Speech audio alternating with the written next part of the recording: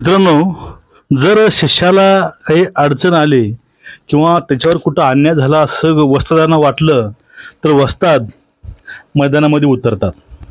आता माननीय, सन्माननीय कलाकार, अनेक देशाचे चांगले नेते शरद पवार साहेब आता विकास लवंडेसाठी मैदानामध्ये उतरलेले आहेत. डायरेक्ट पुणे शेपी आणि त्यानंतर पोलीस महासंचालक यांना त्यांनी डायरेक्ट फोन केलेला आहे. आता पोलीस महासंचालकाला आणि आयुक्तांना त्यांचं बोलणं किती कळलं हे त्यांनाच माहिती, पण त्यांनी त्यांना कॉल करून तक्रार केली आहे. कुणाची? तर भंडारे महाराजांची. आता संग्राम भंडारे हे हिंदुत्ववादी विचारांचे एक महाराज आहेत. हा नेमका वाद काय आहे? आता शरद पवार डायरेक्ट मुख्यमंत्र्यांची भेट घेणार आहेत, अशा अनेक बातम्या सध्या माध्यमात येत आहेत. मित्रांनो, आपल्याला आज याच विषयावरती बोलायचं. नमस्कार, रामकृष्ण रे राम. सर्वांना विनंती, चॅनलला सबस्क्राईब करा, बेल आयकॉन दाबा, व्हिडिओ शेअर करा. बघा, झालं असं, आता विकास लवंडे यांच्यावरती शाही फेक करण्यात आली. ती शाही फेक का केली, करायची कारणं काय आहेत, याविषयी आपण काल व्हिडिओ केलेला आहे. आता आपल्याला काही महत्त्वाचे मुद्दे यातून आज आपल्याला व्यक्त करायचे आहेत. आपण एक तुम्हाला मुद्दा सांगतो. ती शाही त्याच्या अंगावरती ओतली, त्याला काळा निळा केला, त्यानंतर त्यांचा दुग्ध अभिषेक केला. डोक्यावरनं दूध ओतलं गेलं आणि ते धुवून काढायचा प्रयत्न केला. जर महादेवाच्या पिंडीवर दूध वाहिलं तर हे पुरोगामीवादी जे आहेत यांच्या बुडाखाली आग लागते आणि ते बोंबलू लागतात. पण विकास लवंड्याच्या डोक्यावरती हे दूध सांडलं त्यावेळेस यांना का नाही वाटलं? की त्यावेळेस यांना वाटलं नाही का बाबा हे दूध आपण जर गरिबामध्ये वाटलं असतं, गरिबाचे घर चालले असते किंवा दूध हे गरिबांनी खाल्ले असतं, पिलं असतं. पण हे नाही, जे महादेवाच्या मंत्राचं दूध घालतात ते चुकीचं आहे आणि लवंडेला दुधानं आंघोळ घालतात ते बरोबर आहे. ही अशी सगळी मंडळी आहे. आता पुरोगामी हा जो काही हा विचार आहे, हा विचार शरद पवारांनी वारकरी संप्रदायामध्ये घालण्याचा किंवा घुसवण्याचा प्रयत्न केलेला आहे. शरद पवारांनी एक अशी फळी तयार केली आहे कीर्तनकारांची, एक अशी मंडळी उभा केली आहे. ती मंडळी या ठिकाणी पुरोगामी विचार यामध्ये पेरायची कामं सध्या करत आहे. आता पुरोगामी विचार काय आहेत, किती घातक आहेत, किती काय आहे, तुम्हाला वेगळं सांगायची गरज नाही. पुरोगामी विचारांचे आम्हीही पायिक झाले असतो, पण त्यामध्ये नेहमी अन्याय हा हिंदूवरती होतो, त्यामुळे आम्ही या गोष्टीकडे थोडंसं दुर्लक्ष करत असतो. आता वारकरी संप्रदायामध्ये हे प्रतिगामी लोकांनी घुसखोरी केली आहे हे बोलणारे शरद पवार आणि त्यांची बाजू घेणारे हे विकास लवांडे. विकास लवांडे म्हणजे राष्ट्रवादी शरद पवार गटाचे प्रवक्ते. आणि विकास लवंडे यांनी काही वक्तव्य केलेत किंवा जी यादी 2023मध्ये जी काही मुलाखत पवारांची आली होती, ती मुलाखत आता व्हायरल केली जाते आणि ती व्हायरल करून काही महाराजांची यादी काढण्यात आली आहे. जे महाराज आपल्या कीर्तनातून समाजाला जोडायची कामं करतात, जे महाराज आपल्या कीर्तनातून समाज बांधायची कामं करतात, जे महाराज आपल्या कीर्तनातून या ठिकाणी राष्ट्रीयत्व, हिंदुत्व जागृत करायची कामं करतात, अशा सगळ्या लोकांवरती त्यांनी एक 20 जणांची लिस्ट काढून हेच आहेत ते प्रतिगामी कीर्तनकार, यांनी हा वारकरी संप्रदाय नासवला आहे किंवा त्यांनी त्यामध्ये हे आतंकवादी घुसलेत. अहो, हे लोक आतंकवाद्याला आतंकवादी म्हणत नाहीत. जे आतंकवादी जमात आहे, जे आतंकवादी आहेत, ज्यांनी खरंच आता जे काही झालेलं आपलं गोळीबार होता त्यानुसार नंतर ऑपरेशन सिंधूर झालं, त्यावरती हे काही बोलत नाहीत. पण हे अशा वेळेस नक्कीच बोलतील. यांना भगवा आतंकवाद हे वारंवार पाठीमागे बोलून गेलेले आहेतच. नेहमी हे हिंदूंना बदनाम करण्यासाठी, हिंदू संस्कृतीला देशधडीला लावण्यासाठी हे लोक काम करतात.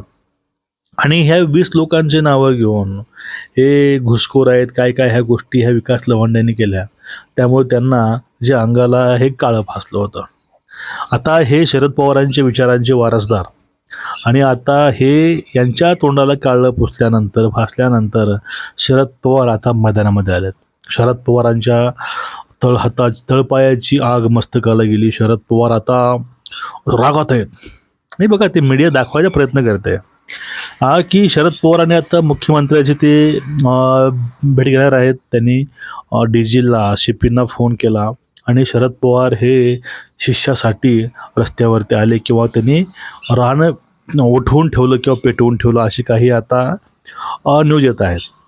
मग आता शरद पवार तर येणारच पुढे, त्यांना येणं आहेच. कारण शरद पवार म्हणजेच पुरोगामी आणि पुरोगामी म्हणजेच शरद पवार. एक महाराष्ट्रामधील एक नास्तिक म्हणा किंवा ज्या माणसानं आतापर्यंत जाती जातीमध्ये विष पेरायचे कामं केलं, हे मी बोलत नाही, हे राज ठाकरे पाठीमागं बोलून गेलेत. राज ठाकरेंच्या मते ज्या व्यक्तीनं जाती जातीमध्ये भांडणं लावले त्यावेळेस यांचा जो काही शाहू फुले आंबेडकरांचं हे सांगतात नेहमी, ते गेलं कुठं? सर्व धर्म समभाव. मग जाती जातीमध्येच दुजाभाव काय या लोकांनी लावलाय? जरांगे पाटलाला नेहमी नेहमी उठवलं जातं, बसवलं जातं, म्हणजे जाती जातीमध्ये विष पेरून नेमकं यांना कुठलं पुरोगामित्व स्वीकारायचं किंवा साधायचं, हाच मोठा प्रश्न पडला आहे. मला या लोकांना सगळ्यांना चॅलेंज आहे, यांनी पुरोगामित्व काय असतं सिद्ध करून दाखवावं आणि हे कसे पुरोगामी आहेत हे सिद्ध करून दाखवावं. पुरोगामित्व फक्त हिंदूमध्ये येऊ शकत नाही.